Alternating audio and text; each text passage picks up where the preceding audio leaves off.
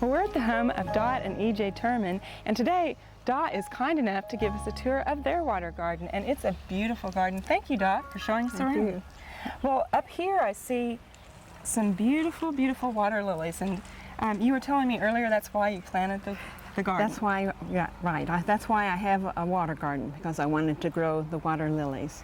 They're absolutely beautiful. And what are the lilies that you have here? This one is called Gladstone, and the red one is Attraction, and the yellow one is Chromatella. Okay, and these are all hardy? They are hardy lilies. They will survive the winter. Okay.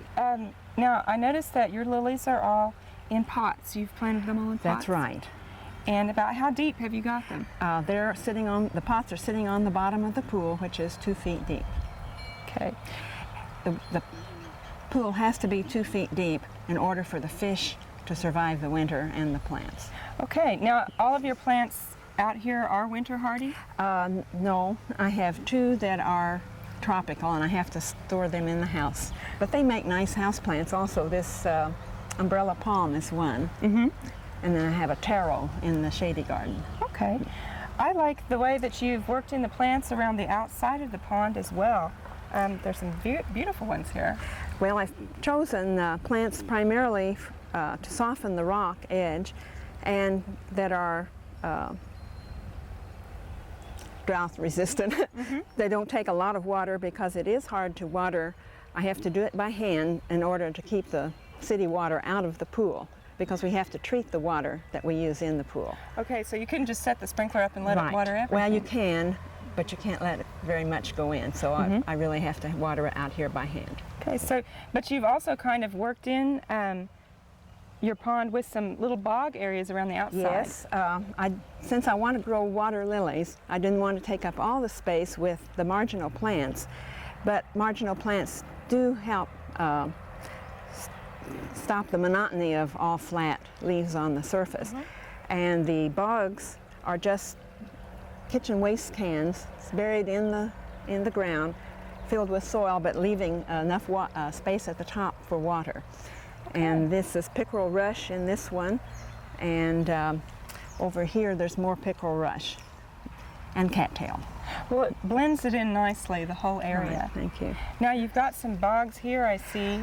And they're actually a disguise for something else. Yes, that's our filtering system. It's a biological filtering system, and the bog plants are living in the top.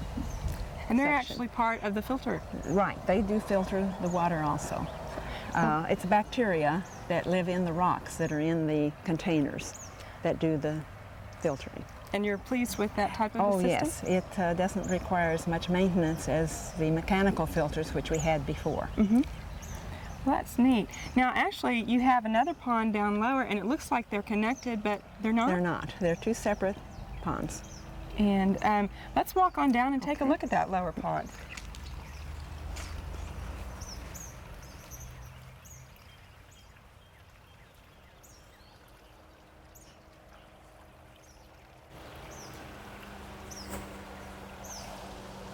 Now, Dot, this garden is very pretty, and you were telling me it's not as old as the one up on top. No, it was dug last summer.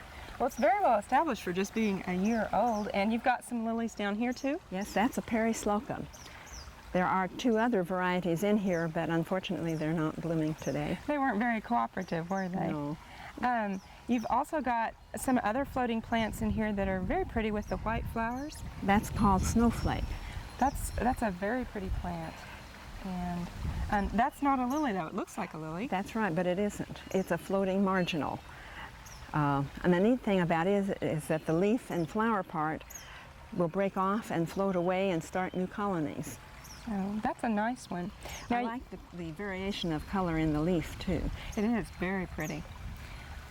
You've got your fountain here. Do you have any problems with algae on that? Yes, I have to scrub that down at least every other day. Just with a scrub brush? With a scrub brush or an old toothbrush really works very well. Okay. Now, Dot, both of these gardens that you've shown us are sun gardens, but you've actually got a shade water garden as well. What are some of the things that you had to do to make a shade water garden? Well, actually, it's a little different from this in that it is a preformed pool. We used a stock tank and just dug the hole and leveled it up in there. We cannot grow water lilies in the shade. They require 8 hours of sun for the best performance. So you had to choose some other plants. Right. The palm will grow in the shade, and also taro. And there is a little taro growing in this pond. And those are both tropical, and I have to take them in the winter, but they make nice plants in the shady garden. Now in this shady garden you have a small plant that looks like a water lily. It has a round leaf, but what is that? The pennyroyal. Yes, it's more upright growing, but it also sends out runners that will float. That looks nice. Now you've got some other plants in the shady area around your shade. Right, I had to choose shade-loving plants for the garden, and I've chosen bleeding heart, astilbe, ferns and hostas. I have 11 different varieties of hosta and fern. I'm real fond of those. But I've also got columbine and coral bells, plumbago, cinquefoil for color when they bloom, and I think altogether probably 24 different plants. Well, it makes a very nice look here in the shade, and most people don't think of water gardening in the shade, but you've done a good job of it. Thank you. So, well, Dot, I really appreciate you giving this tour. I know I've enjoyed it, and our viewers have too. And thank you very much. You're welcome. We hope you've enjoyed this classic from the Oklahoma Gardening Vault. Remember, even though these tips and techniques are timeless, there's always something new to learn in the world of gardening. By subscribing to both Oklahoma Gardening and OK Gardening Classics, you'll have access to a wealth of gardening knowledge, both classic and contemporary.